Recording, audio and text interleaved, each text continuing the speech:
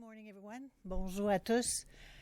Today is Women's International Day, and it should be a day of celebration and to be able to express ourselves about how proud we are to be women and to underline all the contributions we make to society. Unfortunately, we're here this morning. I'm here with all the independent women members to denounce the abuse of power that this government is using to silence us. Telling us that we can't speak on International Women's Day and then right after inviting us for a photo is the equivalent of telling us, be pretty and shut up. Sois belle et tais-toi, en français. This is simply unacceptable. And that's why we're here, and I'll let my colleagues express themselves. So I just want to say good morning to everyone and thank you all for coming. And I want to talk to you from my heart today. Because this decision that was made yesterday, that really pained my heart. I have a daughter. She's 21 years old. This is 2024. We as women, we are operating in a male-dominant house. And so how do you think we as independent women felt yesterday when we were denied our right as citizens, as women, in this country? I came to this country in 1988 for equal opportunity, better opportunity for me as a woman. And I will continue to fight for the freedom of women and young girls in Ontario against this government. It gives me a very sad and heavy heart that I speak to you today. And thank you so much. This is very important, and we're not stopping. We're not stopping. Collectively, we're going to fight this. Thank you. Yeah, yesterday I was joined by my 13-year-old daughter. So needless to say, our transit ride home from the GO station involved a lot of unpacking. I had to work hard for her to believe that she had every right to speak and be in that place as anybody else. And so my hope going forward is that this Conservative government will address what happened yesterday so that my daughter, when she comes back here, doesn't feel that she can be seen and not heard. This is something I thought we had moved past from, but I think if we look at the stats today on media coverage in sports, on CEOs, we know that there's a lot of work to be done, and there's a lot of work here to be done in the Ontario legislature to ensure that on this day of gender equity, that we ensure every person's voice is heard. You know, October 18th, 1929 was Persons' Day. That's almost 100 years ago. And here we are, almost 100 years later, and this government thinks they can squash our spirits and silence us. And you know what? We're not going to take it lying down. We're going to stand up for ourselves. We're going to stand up for young women and girls everywhere. And we all know that famous quote, well-behaved women seldom make history. So look out. You know, this government has routinely limited Liberal and independent MPPs' ability to participate in debates and ask questions, which is an affront to democracy and does not provide equitable opportunity to the constituents we all represent. Now, to add insult to injury, the government is silencing women's voices on International Women's Day, aligning themselves with the like of authoritarian strongmen. This day is meant to amplify voices, not suppress them. And by muting independent women MPPs, the government is muting the diverse opportunities we represent. Just like when they did not pass my bill to have diversity on corporate boards. Yesterday, Lisa MacLeod thanked all women, quote, in this chamber for showing their strength of leadership and character. This is a nice sentiment, but it's undermined by the fact that her government is not actually providing all women in the chamber an opportunity to be heard on this important day. Good morning. Thank you for joining us. I'm MPP Bobby Ann Brady. I find it disheartening that the government has chosen to silence my colleagues and I on a day celebrating the achievements of women. International Women's Day is not a partisan celebration, and parliamentary privilege should afford us all equal opportunity if we choose to speak about the contributions women in our lives have made. I ran as an independent in 2022 because I felt democracy in Ontario was under attack. It was being threatened. The decision to prevent independent women in the House from speaking is proof that an authoritarian attitude is alive and well here at Queen's Park. It's not only disheartening for all of us standing here this morning, but for all of those who elected us to be their voice. Inaction equals complacency, and I'm very proud of my colleagues working across all party lines for taking action and standing up for democracy. Thank you. Good morning. Independent MPPs represent 1.8 million people in Ontario. So that's over 900,000 women and girls who deserve to be acknowledged and celebrated on International Women's Day. They deserve to have their voices heard. Silencing voices is the tactic of a bully, and it should be beneath any government. It's shameful. What are they afraid of? Thank you. That's it. Any question? Did you see who said no, or which individual said no? Which MPP said no to this motion yesterday? I mean, you can watch the tape. I think it's easily recognizable. No, you can't tell. You can't tell. Well, we were inside the House, and it was the government House leader. Was there anyone else? Was it just Mr. Calandra? It could have been someone else. I was staring at him because the direction usually comes from him. And I saw him say no. There could have been other members, definitely. I don't know. Did your caucus reach out to his office or to the government to ask about this beforehand, or to ask what happened afterwards? We always do. We give them the courtesy when we're going to stand up and ask for unanimous consent, for a permission to speak that should be granted. We give them the courtesy of advising them in advance. And usually, sometimes they let us know or know whether they're going to agree to it or not.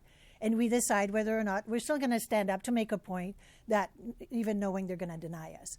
We reached out to them. We never got an answer. Actually, lately, they don't even have the decency of responding to our emails when we give them the courtesy of advising them that we're going to be asking for that. Did you reach out after this happened yesterday? Yeah, we tried. And nothing? Can you... pourquoi c'était différent avant? Pourquoi maintenant ils répondent plus?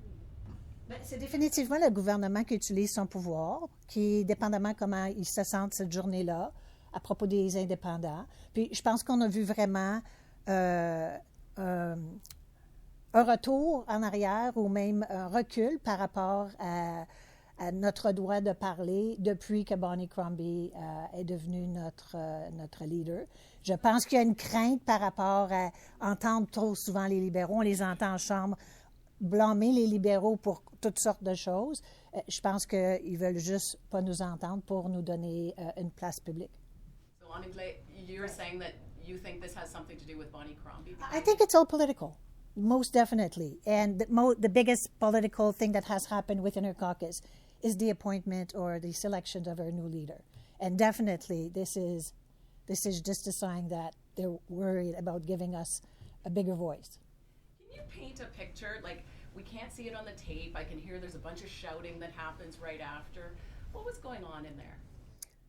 Yeah, so, I mean, it's very insulting to be denied to speak on International Women's Day, and the second after being invited to participate in a photo for Women's International Day. What's the message here? I said it initially. It's the equivalent of saying, be pretty and shut up. You guys gonna go to the photo? Somebody wants to respond to that? We don't know.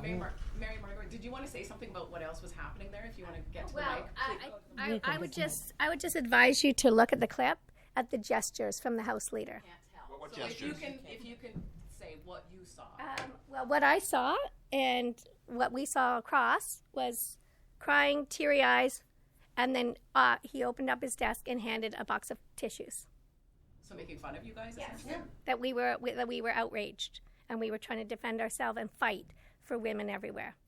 It was absolutely deplorable, demeaning, and disgraceful. I just want to add to a point here, just follow up from MM. This is not about targeting Calandra. This is not about him. Let's not give him that power. You are making it about the government, though, clearly. And he's part of the government. But my point is yesterday, there was a lot of no's. This is International Women's Day.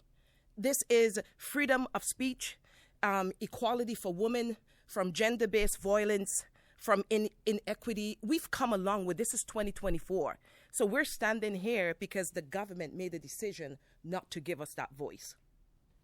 Can I get a sense that the speeches, and Bobby, maybe you want to weigh in on the speeches that you would have given, were they political in nature, or were they more kind of just statements of acknowledgement about the day and the significance of it? And so I can speak to that. This is about the celebration of achievements of women and where we are today, and the challenges that we have to still continue to go through, and to collectively, let's continue to inspire other women and young girls to be what they can see, to become what they desire to be in this society. And we all have a very strong political decisions. We're at the table.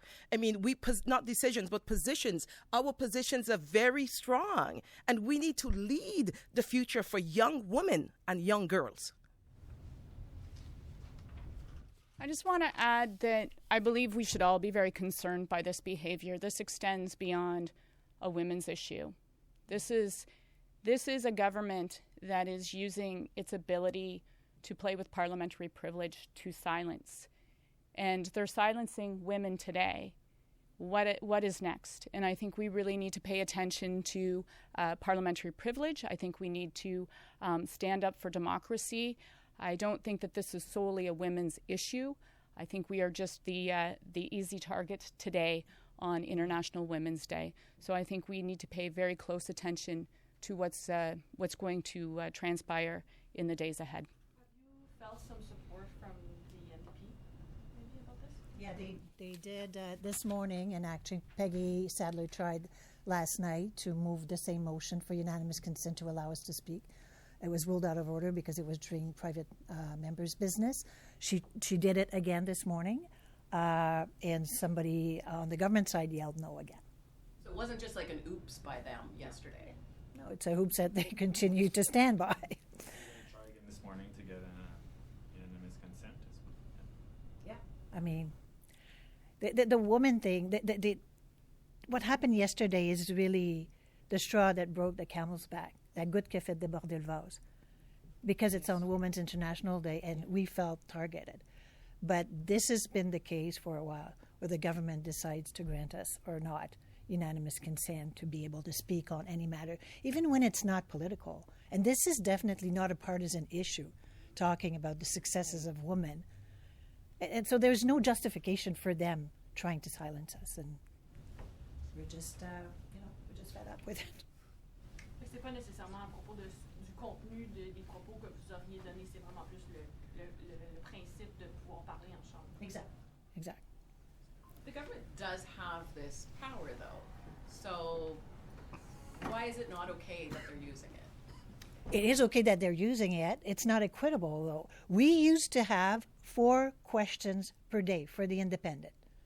I just checked. So the standard orders allowed us for 4 questions per day for the independent, and there wasn't as many as we are today. They've reduced that to 2 questions per day and 1 on alternative Mondays. And there is more of us. So the percentage of time or of airtime we have in the legislature has been trimmed down to our disadvantage, obviously. And the standing orders are controlled by the government. So it was a conscious decision to do that and to change the standing orders to allow us less time to speak. But that's politics, right? That's how it always works here, right? That's how it always works here. I just like to speak to that, though. I think there's a fear because of what we're saying. I think as independents, I find I have more opportunities to speak because we don't whip our vote. I don't give all my speaking time to Mike, and so it's an opportunity for us to bring solutions forward to hold this government accountable. I think that's part of the real fear in the room, is that this government doesn't want to hear what we have to say because it's holding them accountable. It's calling them out on these threats to democracy. We don't just see the voices being silenced in the legislature. We see voices being silenced everywhere. As a city councillor, our boundaries were changed without consultation. The Greenbelt, we could go on and on and on about how fairness, democracy in courts, and the process, good process involving all the stakeholders, all the voices of Ontario, is constantly being eroded. So for me, this is one incident of many, but it calls out the hypocrisy of a government that says they stand for all Ontarians, but we see behind us today, they're not standing up for women. They're not standing up for equity of voices in our legislature. There was a question that asked if we're going to be in the photo. If we were going to be in the photo, I'm standing up for every young woman and every woman in Scarborough. I will not be in that photo. It will go down in history. Thank you. And could I just say, there's a difference. Go. Oh, yes. There's a difference between use and abuse. And that's where we are right now. It's abuse of power.